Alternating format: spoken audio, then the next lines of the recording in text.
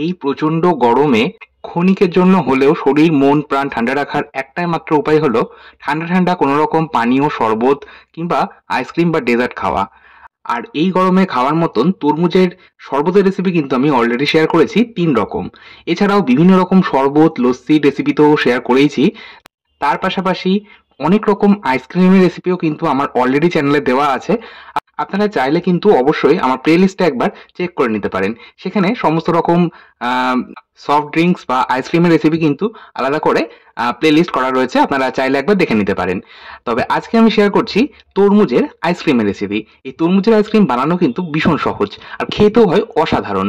প্রথমেই একটা মাঝারি সাইজের তরমুজ ভালো মতো ধুয়ে জলটা ঝরিয়ে নিয়েছিলাম। এরপর আমি একদম মাঝ বরাবর অর্ধেক করে নিলাম। তারপর আর কিছুই নয়, তরমুজটাকে আমরা জাস্ট কেটে নেব। সে আপনারা যেভাবেই কাটেন তরমুজটাকে কেটে নিতে হবে। মানে তরমুজের যে এই লাল শাঁসটা রয়েছে সেটাকে কিন্তু আমাদের আলাদা করে নিতে হবে। আর এখানে আমি ছুরি দিয়ে কাটছি, আপনারা চাইলে বটি দিয়েও কাটতে পারেন।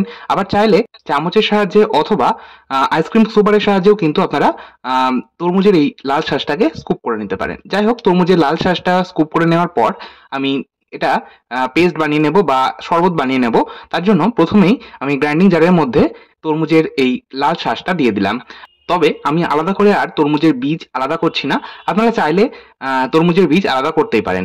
যাই হোক, এরই মধ্যে আমি মোটামুটি 10 থেকে 12টা ফ্রেশ পুদিনা পাতা দিয়ে দিলাম। এবার আমি সমস্তটাকে ব্লেন্ড করে নিলাম।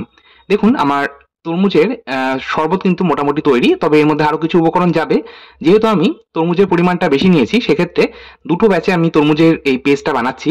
তাই প্রথম ব্যাচটা পেস্ট করে নেওয়ার পর এই ওয়াটারমেলন জুসটাকে কিন্তু আমরা একটা ছাঁকনি বা স্ট্রেনারের সাহায্যে ছেঁকে নেব। দেখুন এর মধ্যে মোটা দানা বা বীজ কিন্তু অনেকটাই রয়ে যায়, ব্লেন্ড করলেও একদম স্মুথ পেস্ট তৈরি হয় না।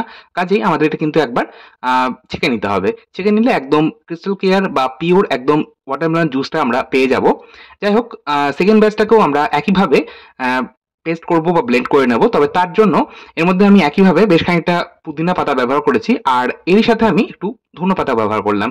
খুব অল্প পরিমাণ একটু ধনেপাতা দিয়ে যদি এই ওয়াটারমেলন জুসটা বানানো হয় তাহলে স্বাদটা ভীষণ ভালো হয়। তবে আপনারা চাইলে কিন্তু ধনেপাতার ব্যবহার নাও করতে পারেন। আচ্ছা, এখানে আমি ফ্রেশ পুদিনা পাতা ব্যবহার করছি।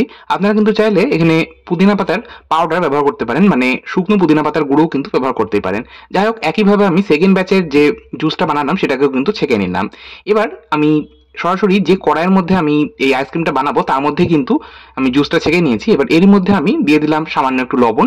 লবণ বলতে এখানে বিট লবণ ব্যবহার করেছি, 1/4 চা চামচ মতন আমি বিট লবণ ব্যবহার করেছি। আর ব্যবহার করেছি হাফ চা চামচ চাট মশলা। চাট মশলা যদি সামান্য পরিমাণে একটু ব্যবহার করা হয় তাহলে টেস্টটা কিন্তু ভীষণ ভালো হয়।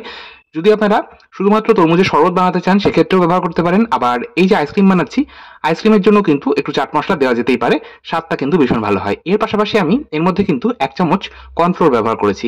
1 চামচ অর্থাৎ 1 টেবিল চামচ। এখানে কর্নফ্লোর বা অ্যারারুট যদি ব্যবহার করা হয় তাহলে আইসক্রিমের স্ট্রাকচার বা ঘনত্বটা ভীষণ ভালো আসে। এর পাশাপাশি আরেকটা যেটা হয়, আইসক্রিম কিন্তু খুব দ্রুত গলে যায় না। ফ্রিজ থেকে বার করার সাথে সাথে আইসক্রিমটা গলে যাবে না।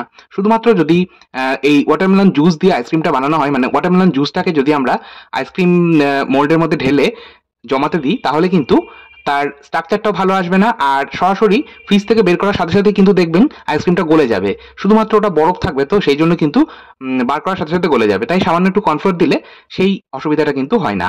আচ্ছা, এর মধ্যে আমি সামান্য একটু চিনিও ব্যবহার করেছি। চিনি বলতে এখানে আমি 3 থেকে 4 চামচ চিনি ব্যবহার করেছি, আপনারা স্বাদ মতো চিনি ব্যবহার করবেন।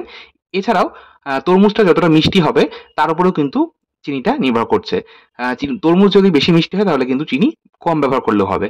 যাই হোক, সমস্তটাকে মিশিয়ে নিয়ে আমি গ্যাস ওভেনে বসিয়ে দিয়েছিলাম। যেহেতু কর্নফ্লোর ব্যবহার করেছি তাই আমি জাস্ট 2 মিনিট জাল দিয়ে নেবো যাতে কর্নফ্লোরের কাঁচা গন্ধটা চলে যায় আর এই আইসক্রিমের যে যে বেসটা সেটা যাতে একটু ঠিক হয়। যাই হোক, খুব বেশি সময় ধরে জাল দেবেন না, জাস্ট হাই ফ্লেমে 2 মিনিট জাল দিয়ে নেবেন, তাহলেই দেখবেন এই কনসিস্টেন্সিটা বেশ ঘন হয়ে আসবে। আচ্ছা, এটা জাল দিয়ে নেওয়ার পর আমি সবশেষে এর মধ্যে কিন্তু একটা মাঝারি সাইজের পাতিলেবুর রস ব্যবহার করেছিলাম। পাতিলেবুর রসটা অবশ্যই ব্যবহার করবেন, এই আইসক্রিমের স্বাদ কিন্তু আরো দ্বিগুণ মাত্রায় বেড়ে যাবে। আর অবশ্যই গ্যাসের ফ্লেম বন্ধ করার পর পাতিলেবুর রস ব্যবহার করতে হবে। আজকে আমি সম্পূর্ণ মোল্ড ছাড়া, মানে কোনো রকম আইসক্রিম বানানোর যে ছাঁচ পাওয়া যায় বাজারে সেটা ছাড়াই কিন্তু এই আইসক্রিমগুলো বানাচ্ছি। ছোট ছোট যে কাগজের চায়ের কাপ হয় তার মধ্যে আমি আইসক্রিমগুলো সেট করব। আইসক্রিমগুলো সেট করব, তবে তার আগে আমি যে জুসটা বানিয়েছিলাম মানে জাল দিয়ে নিয়েছিলাম সেটা কিন্তু সম্পূর্ণ ঠান্ডা করে নেওয়ার পর আমরা এই কাপের মধ্যে ঢালবো।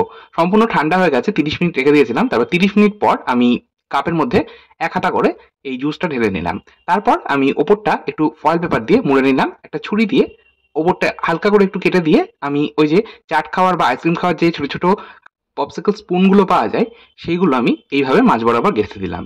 তারপর আমি এটা ডিপ ফ্রিজে অর্থাৎ ফ্রিজারে রেখে দিয়েছিলাম। সম্পূর্ণ সারা রাত আমি রেখেছিলাম, মানে সম্পূর্ণ 24 ঘন্টা পর আমি আপনাদের দেখাচ্ছি। আপনাদের হাতে সময় কম থাকলে আপনারা কিন্তু 5 থেকে 6 ঘন্টা অন্তত কম করে রাখবেন, না হলে আইসক্রিম ঠিক মতন জমবে না।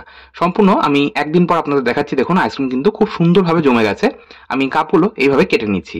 এবার এটা পরিবেশন করার পালা। আমি আইসক্রিমগুলো পরিবেশন করছি। আর আইসক্রিমগুলো দেখুন ফ্রিজার থেকে বাইরে বের করার পরেও কিন্তু সরাসরি গলে যাচ্ছে না। যদি কর্নফ্লোর ব্যবহার না করা হতো তাহলে কিন্তু খুব দ্রুত গলে যেত। আপনারাও তাহলে বাড়িতে এইভাবে তরমুজের আইসক্রিম বানিয়ে খান। আশা করছি আপনাদের প্রত্যেকের কিন্তু ভীষণ ভালো লাগবে। আজকের মতো এই পর্যন্তই। ধন্যবাদ।